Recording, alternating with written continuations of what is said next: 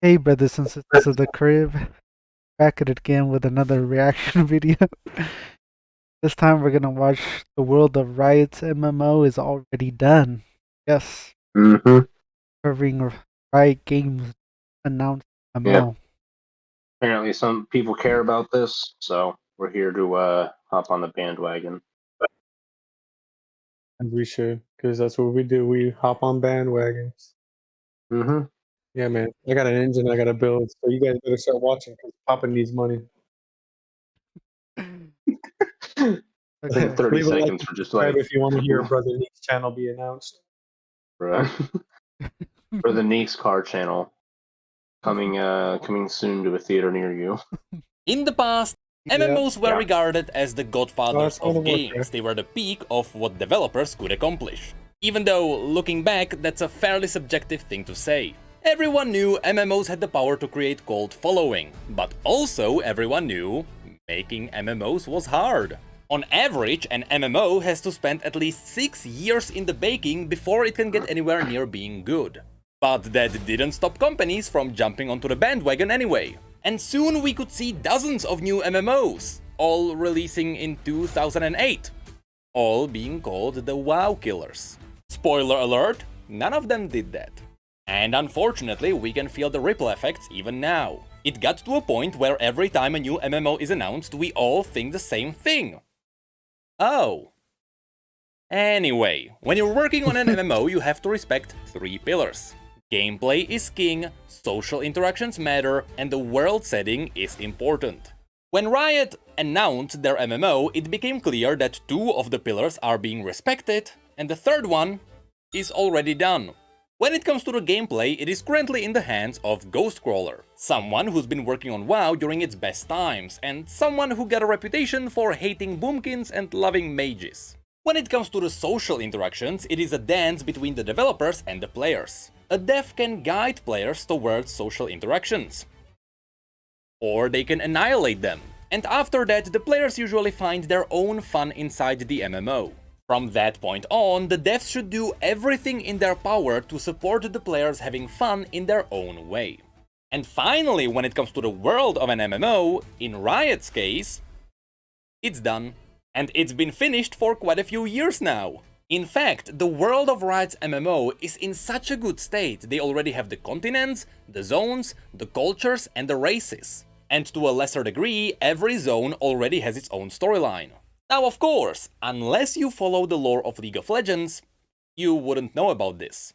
And that's why I decided to make this video. I want to show you all the zones we are going to see in the MMO and what sorts of quests we are going to do there.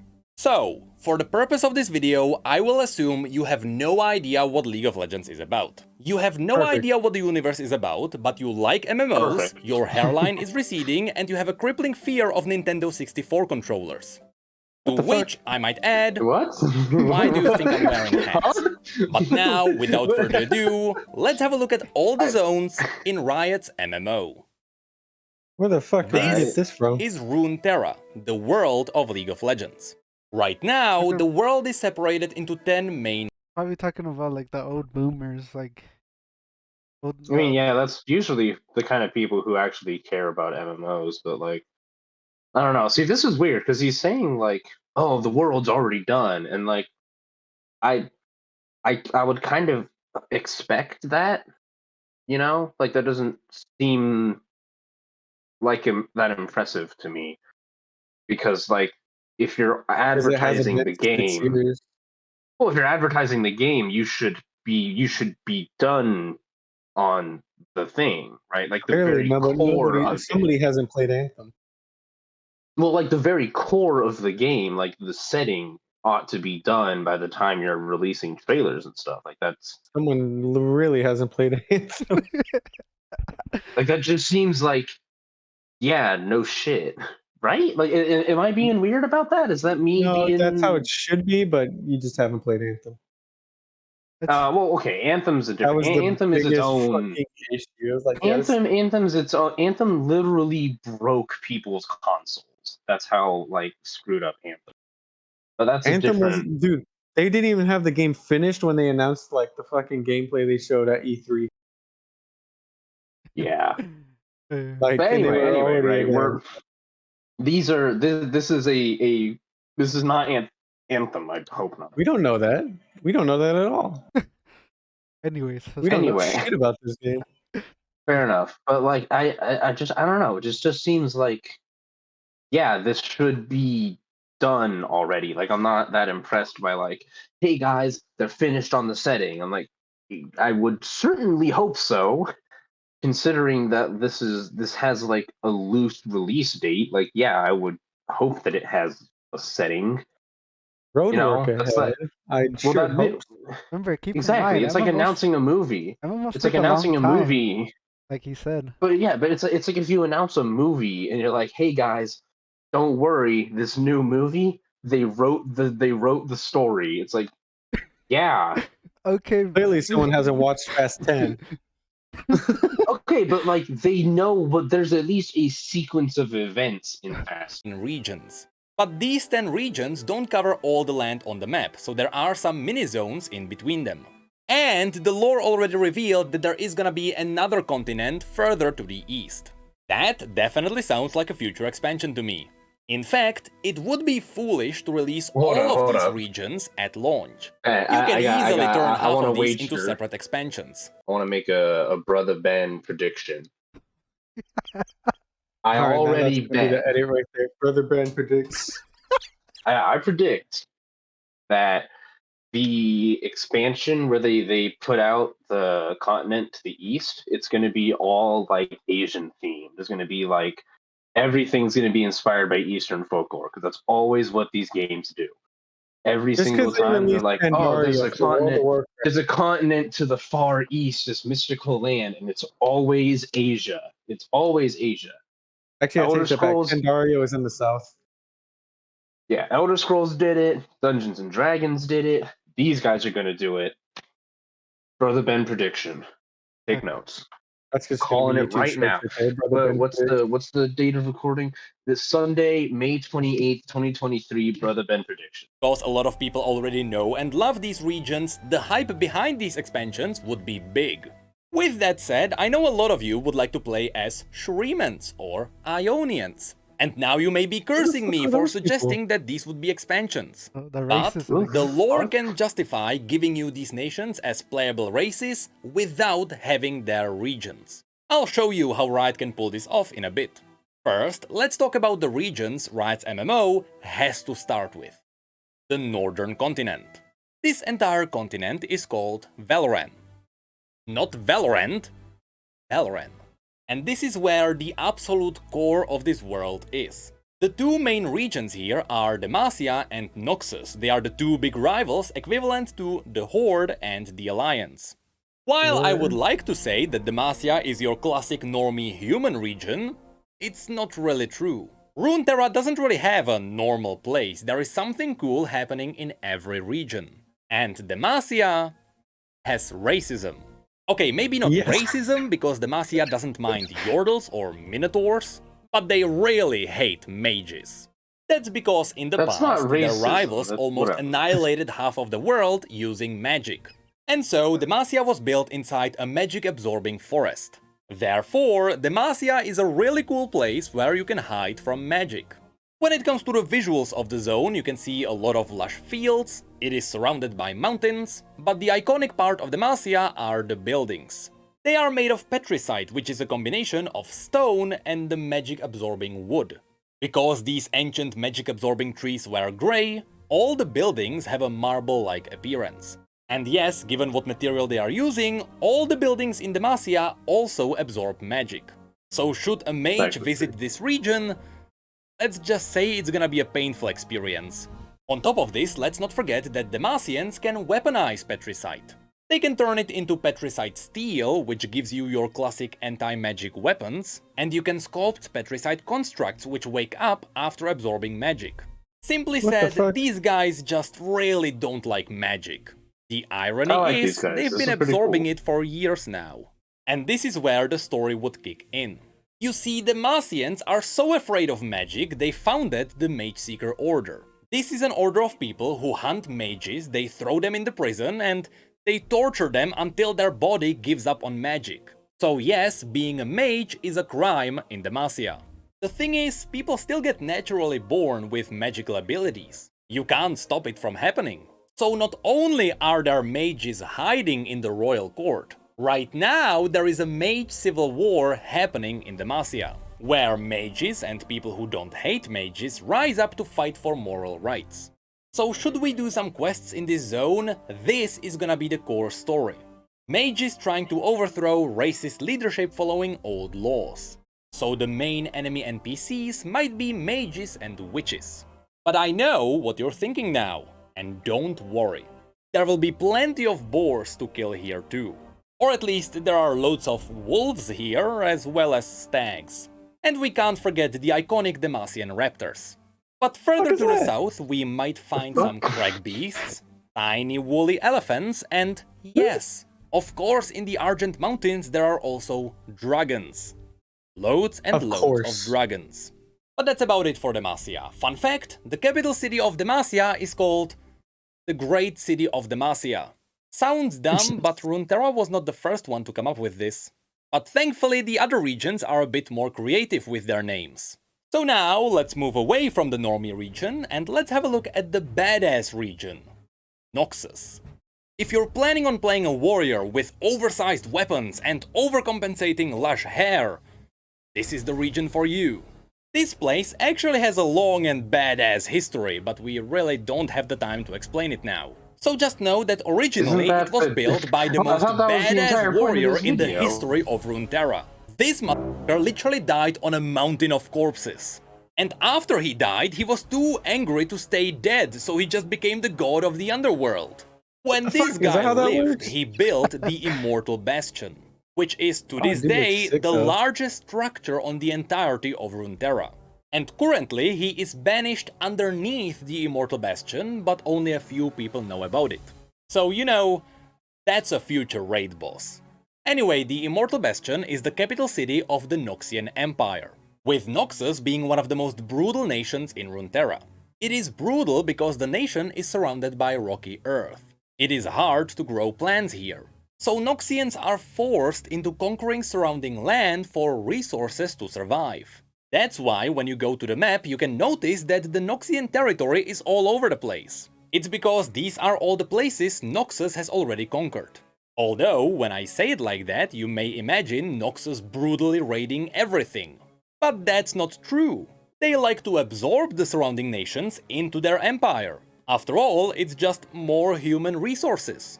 Most of the time, they only remove the royalty and they let the leaderless people join their empire. And that's because Noxus values strength above all. And rulers tend to not be good fighters.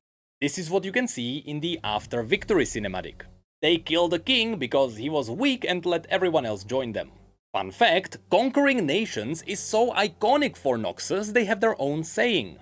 Kill them until they are family.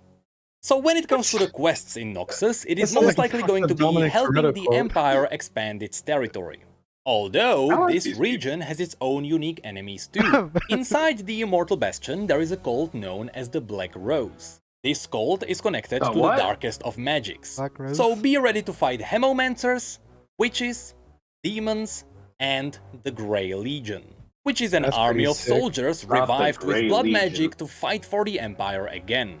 And when it comes to collecting 10 bear asses, here we have the native Drakehounds and Basilisks. Now, while Noxus and Demacia are the main rivals here, both of them are also constantly repelling raids from the north. So now, let's have a look at the Freljord. Just like pretty much any region on Runeterra, Freljord has a long history. But for the purpose of this video, just know that the maddening old gods known as the Watchers of the Void, who want to devour the entire reality only because it keeps waking them up, once tried to breach into reality here. They almost succeeded because they tricked the Ice Witch Lysandra into helping them. Fortunately, she realized how wrong she was, and she managed to freeze half of the kingdom with the Watchers still beneath them. So these days, the Ice Witch is the only person holding back the end of reality by keeping the Watchers frozen. So at some point in the future, you bet one of these woken up frozen Watchers is gonna be a raid boss. Now, when it comes to the NPCs, this is where things get diverse. First of all, remember that the Freljord is brutally cruel. Everything is frozen, and survival is everything. So the first enemy here would be the wildlife. From Rhymefangs to Yetis to Druvasks to Elnuks to Mammoths to the worst of them all, Boros. Next we are going to fight the Freljordians themselves. There are 3 main tribes here. The Avarosans, who are quite peaceful, the Winter's Claw, who are quite brutal, What are you doing, bro? and the Frostguard, Lysandra's followers who hold back the Watchers. And let me tell you, these guys have some badass armor. Among the notable tribes there are also the Ursine, which are shamans who worship the Volibear, the primal god of the wild who slowly turns his worshippers into twisted animalistic monstrosities. Speaking of which, yes, there are also the primal gods of Freljord. And finally, we need to talk about the Iceborn. When the Watchers tried to arrive here, they tainted the ice around them. This special ice is called the True Ice, and it is so dangerous you literally die if you touch it. However, the Watchers also tainted some people, giving them the ability to touch the ice. It is still extremely painful for them to hold a true ice weapon, but at least they can survive it. These people are known as the Iceborn. But people were not the only things that were tainted. There are also ice trolls, some of whom are also Iceborn. To be honest, these guys were made to have their own dungeon. But there are also some animals that were twisted by the Watchers. And Lysandra is even twisting some beings herself to make them serve her. So overall, Freljord is gonna have a lot of cool warriors, shamans, and horrors. So these would be the 3 regions on the main continent. But this place is actually so big it can easily make the base world of the game. Especially since there are a bunch of smaller regions in between them. There is Nockmerge, full of witches, Argent Mountains with their dragons, Tokugol with void monsters, Dalamore Plains with him, and so much more. But from here, you can cleverly set up the expansions because of how well everything is interconnected. So now, let's have a look at the continent to the east called Ionia. Ionia has a very close connection to Noxus. You can only guess why. It's because Noxians once tried to conquer it all during an event simply called the Invasion of Ionia. This was a horrible war full of using children as soldiers because Noxians thought Ionians wouldn't fight back against children. And chemical weapons. Lots and lots of chemical weapons. Speaking of which, remember Singed from Arcane? He's the guy who chemically devastated Ionia. Eventually, Noxus failed, but they kept their small controlled territories. So the first quest here could be simply boarding a ship, sailing over, and exploring the place for the Noxian Empire.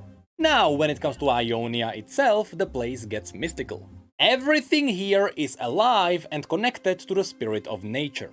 And I mean everything, from the animals to the people to the buildings. Everything is alive. So if you anger Mother Nature, your house can twist and strangle you in your sleep. So you can only imagine how Mother Nature fought against Noxians. Usually a river came alive to drown them. That's why all the buildings here look like they were woven from wood. It's because they were. With nature magic, people let nature build their houses. It also means that sometimes your house can just walk away. Yeah, see those hats? See the guy holding the buckets on the strings right there? Uh-huh. Guess who was right? With the Ben prediction. Yeah, not as much as I thought it would. Not as much as I thought it would be, honestly. But that little the wide brim hat like that and holding the 2 buckets of whatever. You see that whatever, I don't know, whatever, you can't really see what's in there, but Exactly water. Asian inspiration. I was correct. Kind of. Not as much as I thought. Honestly, I'm glad that they're going in a different direction than just very standard kind of Yeah. fantasy stuff. And this is Ionia, where there are samurais and ninjas and sushi. No, instead it's this very like. It reminds me of the elves in Aragon. How they, in their like little home area, all their buildings were like trees that were alive. Pretty cool. And they would like sing to the trees, and the trees would grow, and it was like they were like This sounds communicating like with it. It was War. really, really weird, but really cool. I liked it. Thought it was pretty sweet. Yeah, it would be cool if we can have like this as like a house. Like Oh Fuck yeah, no, bro. absolutely. You know what my luck, dude? I'd fucking come home and my house is just gone. Nigga just walked off, bro. He fucking out. 2-week notice. Fucking self-eviction. Your house is just like, you know what? I can't keep putting up with this. This guy doesn't clean. He doesn't vacuum. He doesn't load his dishes right away. I'm done. I ain't living with this. Just leaves all his stuff on the floor. Bro, Just your walks house is off. a roommate. Just let that sink in. Oh man, yeah. I do like that kind of like fantasy like architecture. So I think that's pretty sick. When it comes to the NPCs here, obviously there is gonna be a lot of nature spirits. And a lot more of simply mystical animals. From giant flying tigers to the never-ending story. But be ready to also face local Ionians, Blade Masters, Shadow Cultists, Murderers, and ninjas. Let me see the both Blade good, Masters again. bad, and the in-between. Yeah, hold on. Okay, remember how I said how I wasn't as right as I thought I was, and that I was glad they were going a different direction? Are you fucking kidding me? Are you kidding me? I mean, why change the script? Not 10 seconds later, they were just like, all right, y'all, remember all that cool, like, tree hugger shit? All right, and here is Samurai Ninja Man. Blade Look at Masters, this. Look, Shadow look, Blade Cultists, Master. Murderers, Look at that. That's literally a geisha mask. Shadow Cultists. This one? Oh my, bruh. Alright, I'll give you that can't. one. But finally, there is also one more enemy that we could face. The furries. That's Aw, right, fuck. this race is known as the Vastaya. They are half Because humans of and the- half magical animals. Damn it, And bro. yes, I know all the canonically, the weebs that play in this species was game now. born in exactly the way you are thinking. But to be fair, the Vastaya are quite cool and they are definitely gonna be a playable race. Just like Yordles, who also like Ionia a lot. Lastly, after Noxians ravaged Mother Nature, demons started occupying all the places filled with misery and doubt. So that's gonna be a nice bonus enemy. So yes, the exploration of Ionia and the raid on the Shadow Order could be a really cool first expansion. But it's definitely not Riot's only option, because we can also go south to Piltover and Zone. These are the ones people will know about, simply because this is where Arcane took place. Piltover and Oh, Zone are shit. two massive cities located one above the other. And they are so massive they could easily be turned into their own playable zones. They are both focusing on futuristic technology powered up by magic of the Hextech gemstones. Using this magic, they can power up anything from guns to augmented limbs to vehicles. Visually, What? it is simply futuristic Victorian era. And basically the unfortunately, fucking there Dwemer. wouldn't be much of enemy variety. We would likely fight the rich houses of Piltover and their deadly assassins, with the occasional thief on the streets, corrupt wardens, and the occasional rogue steam golem. But things get a bit more interesting in the undercity known as Zone. Zone is the dirty underbelly covered in thick toxic smoke. Because the majority of people are poor here, they developed a cheaper alternative to Hextech called Chemtech. This artificial green stuff can power up cheaper limb replacements, as well as highly unstable weaponry. Zone is also controlled by the Chem Barons, which are obviously gonna be the main enemy here. But on the side, we may also meet some chemical mutants, unstable constructs, as well as some mass murderers and people who hunt down mass murderers. And funnily this is enough, cool, I at like the this. very bottom of Zone itself, there are the hidden ruins of an ancient city full of traps. That Oh, so is it's like Britain. obviously gonna be a cool dungeon. So yes, there is not much more that I can add here. Piltover and Zone were simply explored in Arcane. So if you like the series, you are gonna like this place. From here, we can travel further south to Shurima. Shurima used to be a massive empire that ruled the world. But after the emperor got betrayed by his best friend, the entire empire collapsed. This region is a massive desert with the occasional city near a river. In the center of the region, there is the Sun Disk, a colossal piece of star metal that has the power to reflect celestial magic. The Shurimans use this celestial magic to turn their best soldiers into the Ascended, also known as it's the Egypt. Golden God Warriors. Emperor had died, the Ascended started fighting for leadership, and slowly, after learning how to use blood magic to gain the edge, they morphed their own bodies and became the Darkin. Twisted, blood-frenzied that's monsters that would certainly make really cool raid bosses. Damn. Besides this That ancient is evil, cool. Shurima is also full of its own animals, raiders, dune scavengers, and on top of all of that, void creatures. That's because to the south, Look at that there used to be a fucking kingdom known bat. as That is Icathia awesome. that wanted to destroy the Shuriman Empire. The void. So, they asked the Watchers for help. You can imagine how that went. The Watchers sent through some void beasts that consumed Icathia and polluted Shurima to this day. To fight back the void, Shurima does have a lot of hidden tombs around with hidden god warrior weapons. Not to mention that Shurima also has a circle of time mages who are trying to freeze the void in time. Now, as I mentioned near the beginning of the video, even if Shurima becomes an expansion, they can still easily make Shurimans a playable race because they are already connected to Noxus. As you can see, of course, Noxians already conquered part of Shurima, so some Shurimans are fighting for Noxus. Also, as a cool fact for those of you who liked Arcane, Hex Crystals are harvested in Shurima. That's why a Shuriman expansion would be a great follow-up to Piltover and Zone. And again, that's why Riot can easily turn only the northern continent into the base world. Anyway, going west from Shurima, we arrive at Mount Targon. This place is incredibly unique. First of all, this mountain is not natural. It was literally pulled up from the ground by celestial gods. And that's because this place serves as a portal to the celestial realm, also known as Targon Prime. Now, because this mountain was pulled up, it also has some unique features. For example, you may find frozen lakes frozen horizontally on the mountain. And the very peak of the mountain is special too. Should a mortal reach the peak despite the brutal climate and the deadly wildlife, either they die from exhaustion, or the celestial gods deem them worthy and they become an ascended aspect. There is aspect of war, aspect of the sun, aspect of the moon, aspect of the twilight, aspect of the guardian, and so on. Simply said, after people reach the peak, they become some of the strongest beings on the entire planet.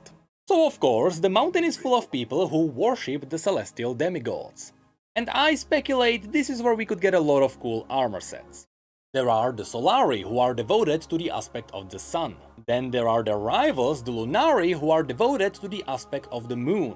But also the tribe I assume will become a playable class, the Warriors of Rakor. Of course, besides just humans, Targon also has all sorts of furry Vastaya. Near the bottom of the mountain you may notice that the mountain is alive, but also there are Stellarcorns, a variety of mind-bending creatures, and loads of dragons. Speaking of which, remember that this place is linked to the Celestial Realm. So this is where we may also meet the star-forging Celestial Dragon Aurelian Soul, as well as all sorts of other celestial beings. A lot of these would make for interesting bosses. In fact, the ascension of Mount Targon would be a really cool raid. Next, on the other side of Shurima, there is Ishtal. This is a special place where people are mastering the elemental magic. They are using it for everything: fishing, smithing, walking, and this place is definitely gonna be saved for an expansion. Basically, remember when Icathian asked the Watchers for help? And then that happened? Ishtal was their neighbor, and after they saw the Void devour an entire kingdom, they believed the Void would soon devour the entire world. So, using their elemental magic, Ishtal built massive walls of plants around their entire region, isolating themselves from the rest of the world. For 3,500 years, Ishtal stayed isolated, believing that the world outside of their walls was devoured by the Void. But now, very recently, some Is that a mages tank? found out that the world outside is completely fine. Is that the so Grim now Reaper? the Ishtali Is that mages the are Grim slowly Reaper? revealing themselves. We know the Mexicans? region has a lot of hunting Vastaya, deadly plants, and some elemental dragons, but most of the region is still a mystery to us. So at least here, Riot will have the freedom to try something new. But now, we'll leave the main continent to visit the last will be two cool, regions. okay. First of all, there is Bilgewater. If you like pirate adventures, this is gonna be your place. This is where we are going to explore Oh, inns that's awesome, and gambling dens, even some local temples worshipping the god of motion, Nagake Boros. Yo! Here we are going to fight pirates, Yo! sea monsters, sea witches, sea Vastaya, maybe We some got- demons. And possibly we'll side with Sarah Fortune to fight the king of the That pirates, motherfucker looks like an Gangplank. OG Blackbeard. But there's a lot more here. Last year, Riot released their RPG, which was set in Bilgewater. So not only can we already explore this place in detail, but it even has a monster journal. And at a quick glance, you can already see some really cool bosses too. However, this place is also linked to the last place I want to show you today, the Shadow Isles.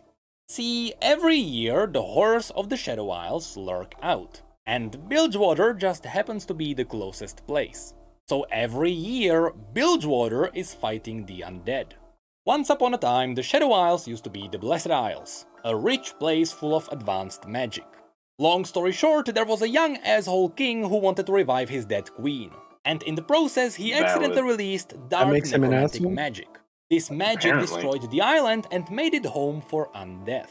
In the lore, this event is called the Ruination, and because the RPG is called The Ruined King, it may not be a surprise to you that you also get to explore the Shadow Isles there. And there they have anything you can imagine. Undead horrors creeping everywhere. And should we ever venture into these islands, I have no idea whom we're going to fight. The Ruined King who caused all of this is banished elsewhere.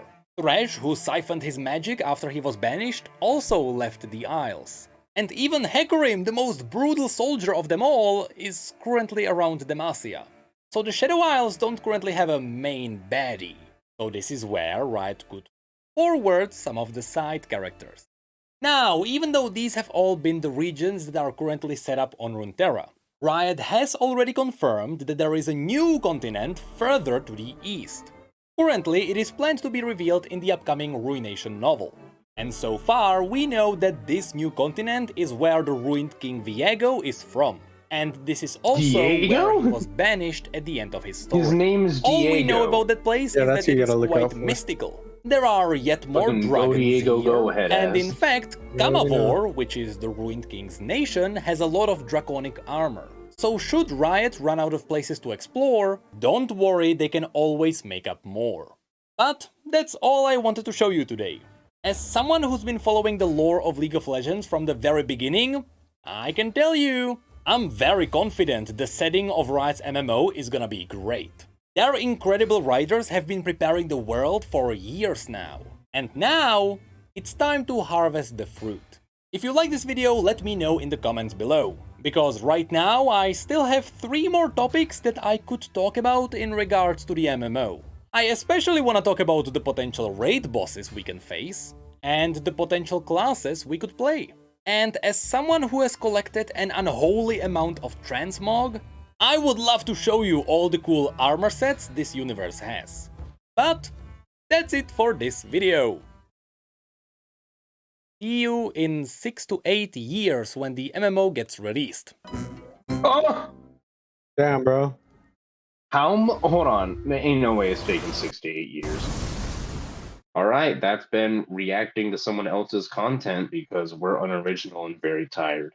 Like and subscribe for us to do it again, and maybe we'll do more. That's Is that been good? it. The world of Riot's MMO is already done. Yeah, surprise. The people who are making a video game figured out where they're going to put the video game.